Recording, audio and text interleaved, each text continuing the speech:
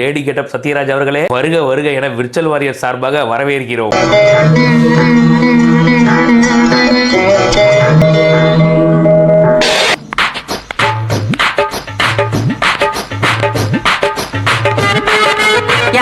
ஆனா டிஎம்கேவோட நிலைமை எவ்வளவு மோசமாயிடுச்சு பாத்தீங்களா?